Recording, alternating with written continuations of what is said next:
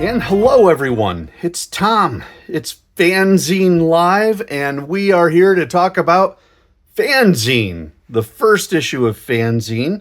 I actually have already done the second issue in a video because it was a new release at the time and I wanted to let people know it was available.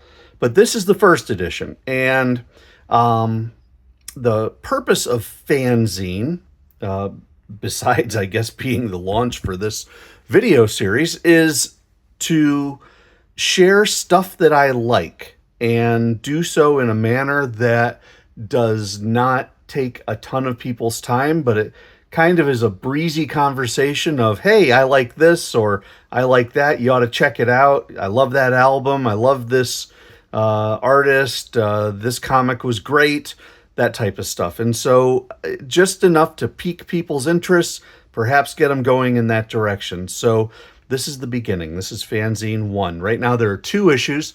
My goal is that I might put together a 3rd issue before the end of the year. I've got one in mind, but I've got to basically just find time to do it.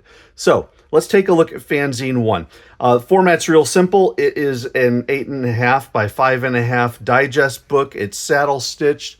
I have a photocopy place here in town that actually does all the folding and collating and stapling for me. So I give them the PDFs and they give me finished booklets, and they don't charge any extra for the privilege. So I take full advantage of it, and they are wonderful.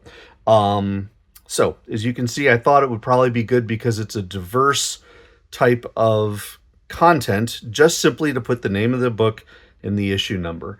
Let me see if I can find the other.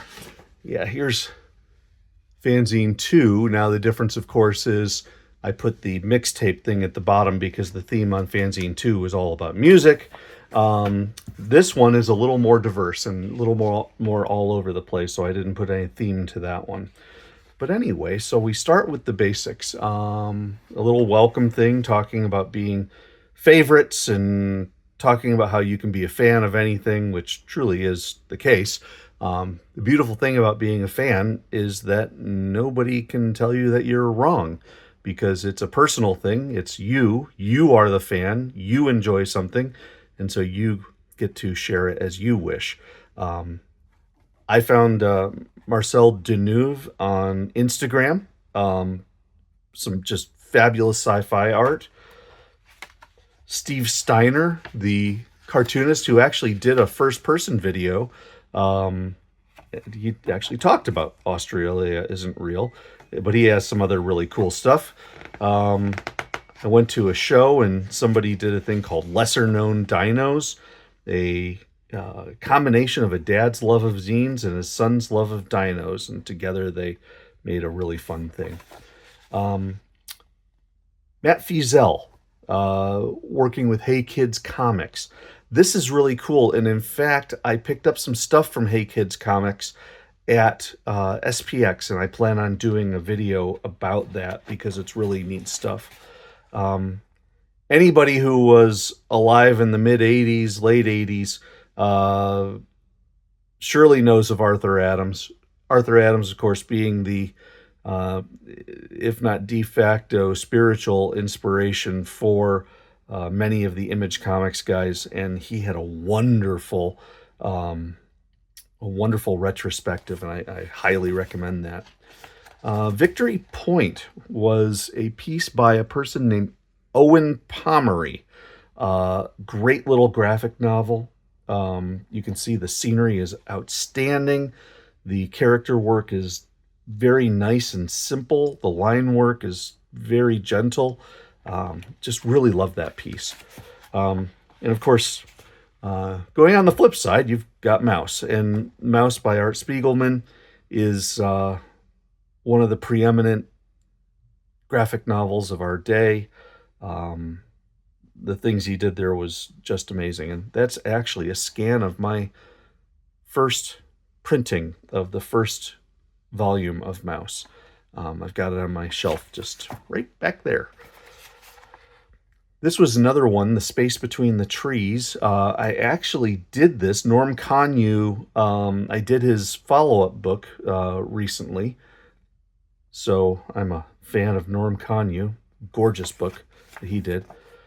And then lastly, The Elementals. As I say here, the oft-overlooked transformational work of the 80s. Deserves its place alongside Watchmen, Mouse, and Dark Knight Returns. This really is a great graphic novel. It's like the first, I think, 5 issues of the Elemental series from Kamiko. It was turned into a graphic novel, which is kind of hard to find, but it does exist. Another neat thing about that is the YouTuber Michael Fitzgerald Troy has just completed a Kickstarter to celebrate the Elementals, and going to have all sorts of fan artwork and the like. Also going to have a few pages of a color guide that I have for one of the earlier issues. I believe I have issue number 2 of Elementals. I have most of the color guide pages from that. So that's kind of neat. And then, of course, the UFO checklist. So, neat book. I love the photocopying quality. The blacks, of course, are always the big thing. It's, he does a great job. And just a gorgeous looking print job. And it was a fun book to put together. Honestly, it didn't take me that long. But I do think it is nice as a zine to share what you got. So that's it. FANzine One available. Available at the Gumroad store, and I do have a couple copies available in person if you ever do find me. So you can take a look. I will put the information in the show notes. Thanks for watching, everybody. I hope you have a wonderful day, and I will catch you next time.